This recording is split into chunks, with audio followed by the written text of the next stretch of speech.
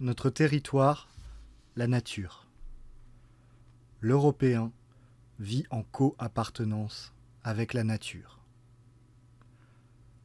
La plupart des espèces animales obéissent à des logiques territoriales. Elles marquent et défendent un territoire délimité. C'est a fortiori le cas de l'homme. Sur le temps long, l'homme s'est donc forgé une identité territoriale qui a une double dimension, biologique et culturelle. Sur le plan biologique, différents peuples ont coévolué de manière différente avec leur environnement naturel, avec les conditions climatiques ou météorologiques du milieu où ils ont déployé leur existence. Concernant la culture, elle résulte aussi dans une large mesure d'un rapport d'intimité à l'environnement proche. Les représentations mentales et les mythes ne sont pas les mêmes selon qu'ils sont marqués par l'imaginaire de la forêt ou par celui du désert. En Europe, où l'imaginaire de la forêt est très présent, celle-ci est associée à un monde divers, à une nature exubérante, tout à la fois mystérieuse, protectrice et menaçante. Les rites et les fêtes traditionnelles au cours de l'année ne sont pas les mêmes selon que les saisons sont fortement marquées ou non. Sur les terres d'Europe, les principales fêtes marquent l'alternance des saisons froides et chaudes, solstices et équinoxes, ou s'organisent selon le cycle annuel des moissons. L'intimité nouée sur le temps long entre les peuples et leurs terres fonde un rapport de co-appartenance entre l'homme et la nature. Ainsi, la nature n'est pas un simple support neutre pour des activités humaines indifférenciées qui pourraient être manipulées ou dominées sans limite, mais elle n'est pas non plus un espace complètement extérieur à l'homme qui pourrait dans sa totalité rester pur ou vierge de toute intervention. Un tel rapport de co-appartenance s'exprime de manière particulièrement nette dans la pensée européenne classique. Il n'existe pas de coupure radicale entre l'homme et la nature. Les deux sont au contraire en interaction permanente.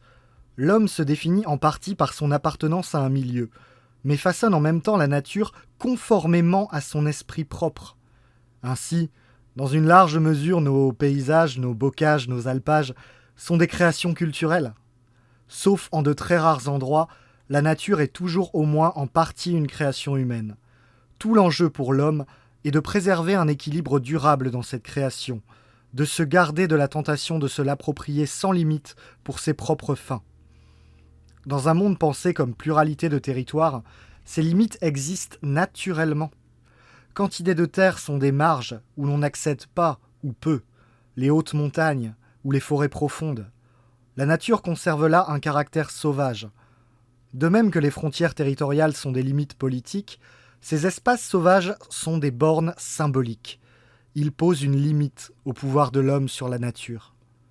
À l'inverse, c'est lorsque la nature est pensée de manière unifiée, indépendamment d'une pluralité de milieux et de territoires, qu'elle peut être intégralement soumise à la volonté et à la démesure de l'homme. Car c'est là que plus aucune limite ne subsiste. Ce rapport de co-appartenance à la nature fonde une pensée de l'écologie.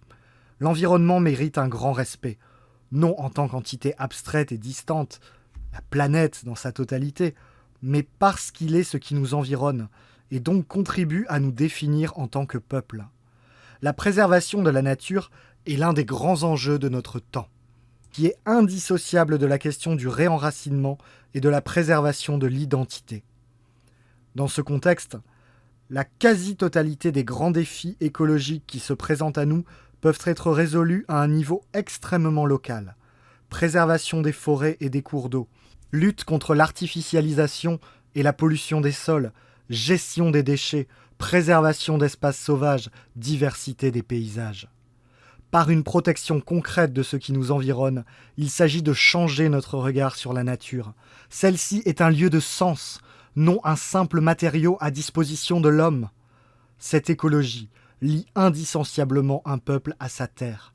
Les hommes et leur environnement forment une multitude d'écosystèmes locaux qu'il convient de préserver contre l'arasement généralisé.